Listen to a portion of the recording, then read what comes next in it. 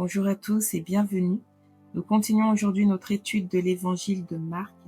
Après avoir vu Yeshua choisir les 12 et poser les fondations de son œuvre, Marc nous amène maintenant dans un passage beaucoup plus tendu.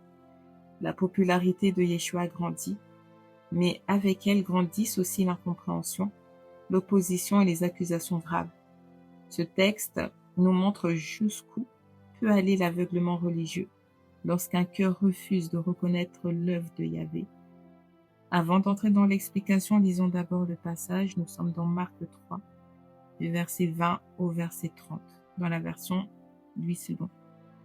Il est écrit: « Ils se rendirent à la maison, et la foule s'assembla de nouveau, en sorte qu'ils ne pouvaient pas même prendre leur repas.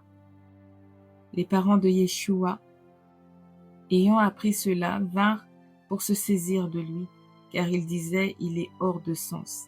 Et les scribes qui étaient descendus de Jérusalem dirent: il est possédé par Belzébul. C'est par le prince des démons qui chasse les démons. Yeshua les appela et leur dit sous forme de parabole: comment Satan peut-il chasser Satan? Si un royaume est divisé contre lui-même, ce royaume ne peut subsister. Et si une maison est divisée contre elle-même, cette maison ne peut subsister.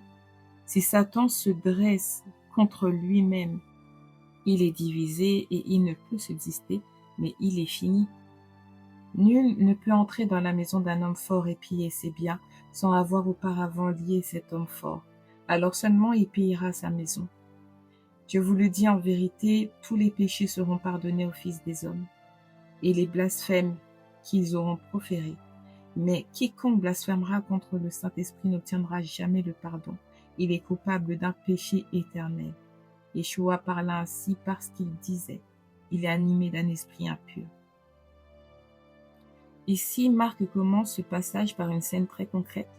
Yeshua est de nouveau entouré par la foule au point qu'il ne peut même pas manger. Ça nous montre à quel point la pression est permanente. Le ministère de Yeshua n'est pas confortable. Il est totalement donné aux autres, sans pause, sans répit. Cette intensité inquiète même sa propre famille qui pense qu'il a perdu la raison, qu'il a perdu la tête. Et ce détail est important parce qu'il montre que l'incompréhension ne vient pas seulement des ennemis religieux, mais aussi des proches.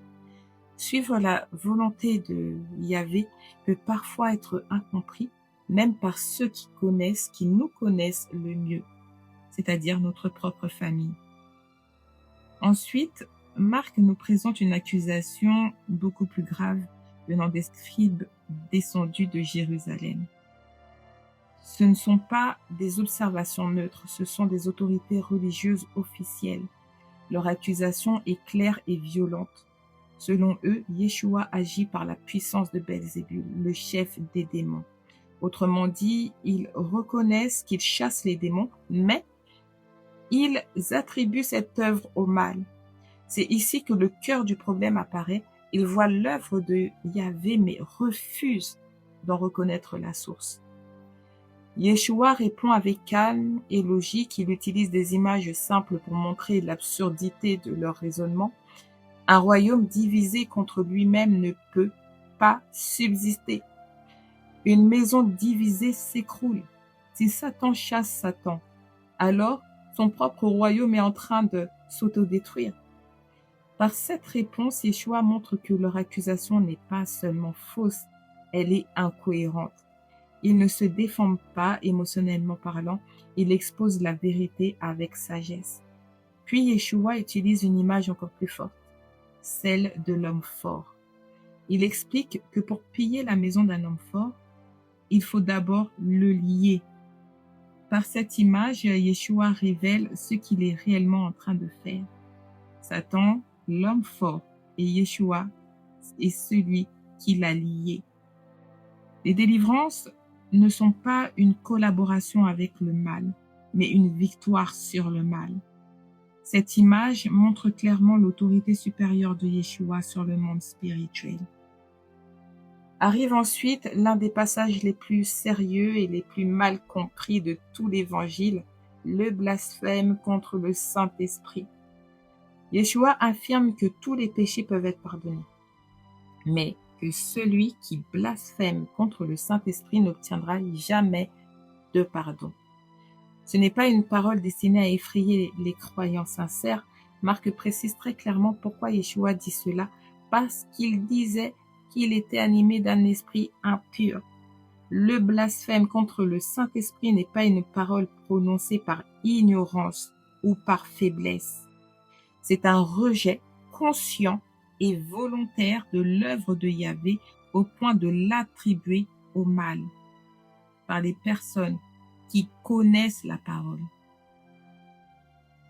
Et les scribes voient la vérité, ils voient les délivrances, ils voient la puissance, mais ils ferment leur cœur.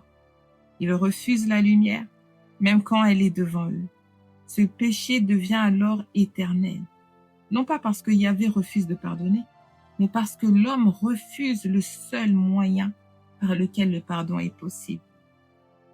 Pour conclure, Marc 3 du verset 20 au verset 30 nous montre que plus Yeshua révèle la vérité, plus les réactions deviennent tranchées. Certains viennent à lui avec foi, d'autres avec incompréhension et d'autres encore avec un rejet total.